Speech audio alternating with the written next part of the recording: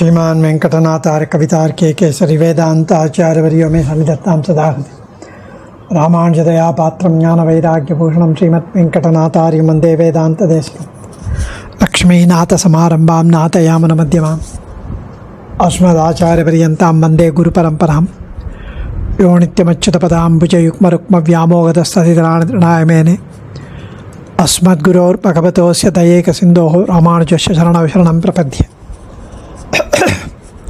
சுவாமி தேசிகனுடைய ஸ்ரீ யதிராஜ சப்ததியில் இன்றைய தினம் 43வது ஸ்லோகம்.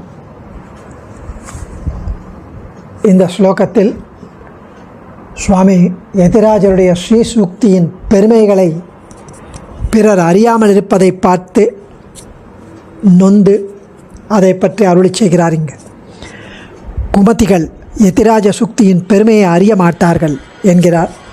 குமத்தின கெட்ட புத்தியை உடைய பிற மதத்தவர்கள் யதிராஜருடைய ஸ்ரீசூக்தியை அறிய மாட்டார்கள் என்கிறார் இந்த ஸ்லோகத்தில். 43வது ஸ்லோகம். குமதி விகித கிரந்த கிரந்தி பிரபூத மதாந்தர கிரகிண மனச பஷ்யன் வல்பாம் யதீஸ்வர பாரதீம் விகடமுரபித்வக்ஷः பீட்டி பரிஷ்கரணோச்சிதः குலகிரிதுலாரோஹே பாவி கியானிவ கௌஸ்துபः குமதி விஹித கிரந்த கிரந்தி பிரபூத மதாந்தர கிரகிண மனச பஷ்யன் வல்பாம் யதீஸ்வர பாரதீம் விகடமுரபித்வக்ஷः பீட்டி பரிஷ்கரணோச்சிதः குலகிரிதுலாரோஹே பாவி கியானிவ கௌஸ்துபः.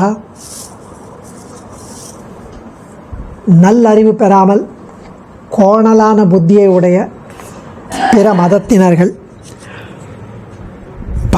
பலவிதமான மதிகேடர்கள் பலவிதமான கணக்கிலடங்காத நூல்களை கற்பனை தானே மனம் போன போக்கில் எழுதி குவித்துள்ளனர் பிற மதத்தினர்.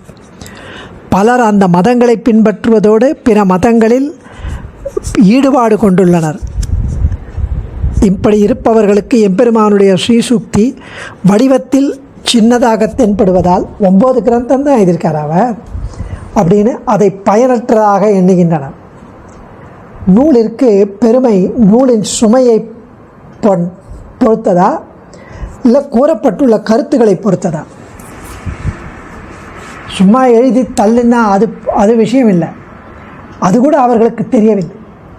இந்த கருத்தை அழகிய உதாரணத்தின் மூலம் விளக்குகிறார் சுவாமி தேசிகன். பெரிய மலை, மாபெரும் மலை, குல பர்வதம் மிகப்பெரியதாக உள்ளது. அதே கௌஸ்துபமணி, கௌஸ்துப ரத்னம், பெருமாளுடைய திருமார்பில் இருக்கும் கௌஸ்துப ரத்னம் மிகச் சிறியதாக இருக்கிறது. இதை ரெண்டையும் ஒப்பிட்டு பார்ப்பது முடியுமா? மிக பெரியதாக இருப்பதனாலே அந்த குல பர்வதம், அந்த மலை சிறந்தது என்று யாராலும் சொல்லுவாங்களா? மகாலட்சுமியின் வாசஸ்தலமான நாராயணன் பரந்த மார்பை அலங்கரிக்கிறது இந்த கௌஸ்துப ரத்னம். அந்த பெருமை அந்த குல பர்வத்துக்கு, அந்த மலைக்கு உண்டா? அதுபோல பயனற்ற நூல்கள் எவ்வளவு பெரிதாக இருந்தால் என்ன, எத்தனை இருந்தால் என்ன? பெரிய நூல்களில் மக்கள் நற்பேறு மோட்சம் பெற ஏதேனும் கூறப்பட்டுள்ளதா? வேதத்தையே ஒப்புக்கொள்ளாதவர்களும் ஒப்புக்கொண்டு உண்மை பொருளை உணராதவர்களும் நல்வழியை எப்படி காட்ட முடியும்? சிறியதாக இருந்தாலும் வேதத்தில் உள்ள உண்மை பொருளை எடுத்து கூறி நாம் உஜ்ஜீவிக்க பிழைக்க வழிகாட்டும் சுவாமியின் நூல்கள் தான் சிறந்தவை என்கிறார் சுவாமி. குமதி விகித கிரந்த கிரந்ததி பிரபூத மதாந்தர கிரந்தி பிரபூத மதாந்தர கிரகிண மனச பஷ்யந்த்வ அல்பாம் யதீஸ்வர பாரதி விகட முரபித்வக்ஷः பீட்டி பரிஷ்கரணோச்சிதः குலகிரி துலாரோஹே பாவி கியானிவ கௌஸ்துபः. இதில் குமதி கெட்ட புத்தியை உடைய பிற மதத்தவரால் விகித இயற்றப்பட்ட கிரந்தங்களாகிய கிரந்தி முடிச்சுக்களால் பிரபூத மிக பெரிதான மதாந்தர பிற மதங்களில் கிரகில ஆக்கிரகமுள்ள, அதாவது வெறி பிடித்த மனசகா உள்ளத்தை உடையவர்கள் யதீஸ்வர யதீஸ்வர எம்பெருமானாருடைய பாரதி ஸ்ரீசூக்தியை அல்பாம் சிறியதாக இருக்கிறதென்று பஷ்யந்தி அவமதிக்கின்றனர். விகட பரந்த முரபித் முராரியனுடைய வக்ஷபீடி திருமார்பை பரிஷ்கரண அழகுபடுத்த அலங்கரிக்க உச்சிதமான தகுதி வாய்ந்த கௌஸ்துபம் என்னும் ரத்தினம் குலகிரி துலா குலபருவத்தோடு தராசில் ஆரோகே ஏறினால் கியானிவ பாவி எவ்வளவு எடை உடையதாக ஆகும். இப்படி கம்பேர் பண்ணவே கூடாது. we cannot compare orange to apple. So குமதி விகித கிரந்தி பிரபூத மதாந்தர கிரகிண மனச பச்சன் அல்பாம் யதீஸ்வர பாரதி விகடமுரபித் பக்ஷபீடி பரிஷ்கரணோச்சிதா குலகிரி துலாரோகே பாவி கியானிவ கௌஸ்துபா. மதிகேடர்கள் இயற்றிய மதங்களின் சிக்கல்களில் நிறைந்த மனமுடையவர்கள் எதிராஜருடைய கிரந்தங்களை மிகவும் அளவில் சிறியது என்று நினைத்தால் நினைத்து போகட்டுமே. விஷாலமான முராரியின் திருமார்பை அழகு செய்வதுமான கௌஸ்துபம், அந்த ரத்தனம் ஒரு மலையுடன் எடை போட்டால் எப்படி இருக்கும்? பைத்தியகார்த்தனமாக இருக்கும். அறிவை பெறாமல், நேரிய அறிவை பெறாமல் விபரீத புத்தி படைத்த பிற மதத்தினர் பற்பல கிரந்தங்களாகிய முடிச்சுக்களை தோன்றியபடி எழுதி குவித்தனர். அதனால் பற்பல மதங்கள் தோன்றி மிக பெருகிவிட்டன. அந்த மதங்களை பற்றுவதோடு மட்டுமல்லாமல் அவற்றில் வெறி கொண்டு உள்ளத்தை கெடுத்து கொண்டு பல மக்கள் இருக்கின்றனர். அவர்கள் ஸ்ரீபாஷ்யகாருடைய ஸ்ரீசுக்திகளின் வடிவம் மிகவும் சிறியதாக இருப்பதை மட்டும் கொண்டு அவற்றுக்கு தாழ்வை கருதுகின்றனர். வேதத்தை பிரமாணமாக கொள்ளாதவர்களும் பிரமாணமாக கொண்டு விபரீத அர்த்தங்களை கூறுபவர்களான பலர் பல கந்தமான நூல்களை நிறைய எழுதி குவித்தால் மட்டும் அவற்றுக்கு பெருமை வந்துடுமா? ஸ்ரீ பாஷ்யகாரர் தம் ஸ்ரீசூக்திகளில் தத்துவம், ஹிதம், புருஷார்த்தம்னு சாரார்த்தங்களை அதிக விரிவு சுருக்கமில்லாமல் திரட்டி வேத அர்த்தங்களை, வேதாந்த அர்த்தங்களை, உபனிஷத் வாக்கியங்களை அமுத பெருக்காக ஸ்ரீசூக்திகளை அருளி செய்தார். அது இவர்களுக்கு புரியாது. எப்படி குலபர்வதத்தையும் கௌஸ்துப ரத்னத்தையும் எடை போட்டு பெருமை காணலாம்? முடியவே முடியாது. அஸ்மத் ஆச்சாரியருடைய வியாக்கியானம் அனுபவிப்போம். சுவாமி அஸ்மத் ஆச்சாரியன் தெரிவிக்கிறார், மதாந்தரங்கள் மீதி மதத்தவர்கள் கல்லும் முள்ளும் நிறைந்த வழி போன்றது. அவர்களுடைய மதம் சாரமற்றது. ராமானுஜ மதமோ கல்லும் முள்ளும் குத்தாத மென்மையான நல்ல வழி போன்றது, ஒத்தையடிப்பாதை போன்றது, சாரமானது என்றார் போன ஸ்லோகத்தில். இது ஏற்கக்கூடியதல்ல. ஏன்னா பிற மதங்களை பற்றிய நூல்கள் பல இருக்கின்றன. அவை ஒவ்வொன்றும் மிகப்பெரியது. உடையவர் நூல்களோ ஒரு சிலதான். உடையவர் நூல்களோ ஒரு சில. அவைகளும் பிற மத நூல்களோடு ஒப்பு நோக்குமிடத்து அது பிற நூல்களோடு ஒப்பு நோக்குமிடத்து உடையவரின் நூல்கள் மிகச்சிறியவை. எனவே உடையவர் மூலமே நமக்கு உகந்த சம்பிரதாயமே உயரியது என்று எவ்வாறு கூற முடியும் என்று அவர்கள் கேட்பதற்கு இப்பொழுது விடை பகர்கிறார் சுவாமி. இப்படி மதங்களின் உயர்வு தாழ்வுக்கு நூல்கள் மிகுந்திருப்பதும் குறைவாக இருப்பதும் காரணமே ஆகாது.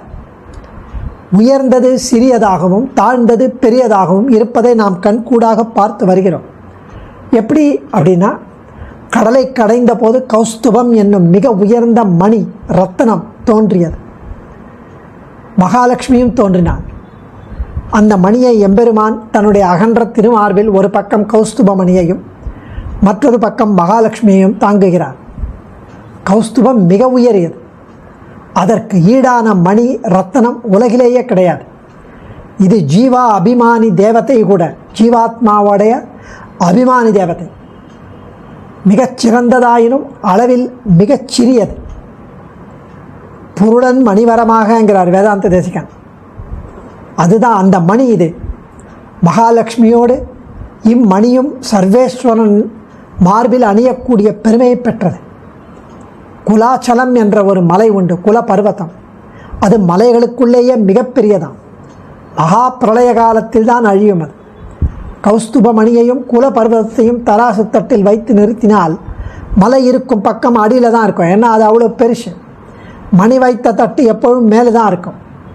எடையை கொண்டு இங்கு உயர்வு தாழ்வு கூற முடியுமா? முடியவே முடியாது. அதுபோல குமதிகளால், கெட்ட நோக்குடையவர்களால் பகுத்து ஆராயும் அறிவில்லாத பிற மதவாதிகளின் நூல் பெரியதாயிருந்தாலும் உயர்ந்ததாகாது. அவர்களின் கிரந்தங்கள் பெரியதாயிருந்தாலும் உயர்ந்தவை ஆகவே ஆகாது. அவர்களின் கிரந்தங்கள் பெரியதாக இருக்க காரணம் என்ன என்பதை நாம் ஆராயணும். அவர்கள் தக்க பிரமாணம் இல்லாமல் கதை எழுதுகிறார்கள். தான் தோன்றித்தனமாக மதத்தை கற்பித்தவர்கள். அதிலுள்ள அவிழ்க்க முடியாத சிக்கலான முடிச்சுக்கள் போன்ற சிறிதும் விளக்க முடியாத சில விஷயங்கள் வந்து விழும். இது கேட்டால் அது, அது கேட்டால் இது, அங்கே ஒன்றுக்கு ஒன்று முரண்பாடும். அதுக்கு சப்பக்கட் கட்டணும். அதை ஒழுங்குபடுத்த முடியாது. சுற்றி வளைத்து தான் சொன்னதை விளக்க முற்படும் போது நூல் பெரியதாகிவிடும். இவ்வாறு வளர விளக்கப்பட வேண்டிய சிக்கல்கள் பல. அதற்கு மீண்டும் விளக்கம் மறுபடியும். இந்த மாதிரி பரவாதி நூல்கள் பெரிதாகிவிட்டன. எனவே நூல்கள் குலாச்சலம் போன்று பெரிது என்பதற்காக உயர்வை பெறாது என்கிறார் சுவாமி. கௌஸ்துபமணியை ஒத்த சிறியதான ஸ்ரீபாஷ்ய நூல்கள் போன்றவைதான் மிக உயர்ந்தவை. ஆக சாரமான உடையவரின் நூல்களும் சம்பிரதாயமுமே எல்லாரும் ஏற்பதற்கு உரியது. இப்படி ஆச்சரியமாக அஸ்மத் ஆச்சாரியன் அனுபவிப்பதை நாம் கண்டு கழித்து அதற்கப்புறம் டாக்டர் வி.என். வேதாந்த தேசிகன் பல வியாக்கியானங்களிலிருந்து தெளிவுரை கூறுகிறார். மதாந்தர நூல்கள் பலவும் விஸ்தாரம். அவற்றோடு ஒப்பிட்டு பார்க்கையில் எம்பெருமானார் நூல்கள் பரிமாணம் குறைவு என்பதை கொண்டு யாராவது பிந்தையதை குறைவாக மதிப்பிடுவாரா? அப்படி மதிப்பிடுவதுதான் பொருத்தமாக இருக்குமா என்று பரிகசிக்கிறார் சுவாமி தேசிகன். குமதி குதிருஷ்டி, குமத்தினா குதிருஷ்டிகள். ராமானுஜ சுக்திகள் 9 தானே, ரொம்ப குறைவாக உள்ளனவே என்று சொல்வார்களாம் அவர்கள், பிற மதத்தவர்கள். நான் கேட்கிறேன், பெருமாள் திருமார்பில் கௌஸ்துபரத்னம் ரொம்ப சின்னது, அது பெருசா? மலை பெருசா? பாறை, செடி, கொடி, மரங்கள், முள், இதையும் அதை கம்பேர் பண்ண முடியுமா? ரொம்ப அழகு. எப்படி மதிப்பிடுவது? எடை பரிமாணம் என்று எதை பார்ப்பது? குணம், தன்மை, நிறைவுத்தன்மை, அதுதானே நோக்க வேண்டும். கிரந்தம் அப்படின்னா நூல், கிரந்தி அப்படின்னா முடிச்சு. அவர்களுடைய நூல்களில் முடிச்சு தான் ஜாஸ்தி. முடிச்சு சேர்த்து இணைத்து தைத்து முடிச்சு மாதிரி போட்டு வைப்பது. சொந்த புத்தி கொண்டு ஏதோ கற்பனையில் எழுதி முடிச்சு போட்டவை தான் அந்த பெரிய அளவு நூல்கள். இது உபனிஷத் வாக்கியங்கள் நறுக்கு தெரித்தாற் போல இருக்கிறது. இப்படி மதிப்பிடக்கூடாது. ரத்ன பரீட்சைக்காரர்களை கேளும். பேரரசன் சில சொற்கள் தான் சொல்வான், அதுதான் மதிப்பு பெறும் என்கிறார் சுவாமி. தன்யோஸ்மி. கவிதார்க்கிக சிம்ஹாய கல்யாண குணசாலினே ஸ்ரீமதே வெங்கடேஷாய வேதாந்த குரவே நமஹ. ஆச்சாரியன் திருவடிகளை சரணம்.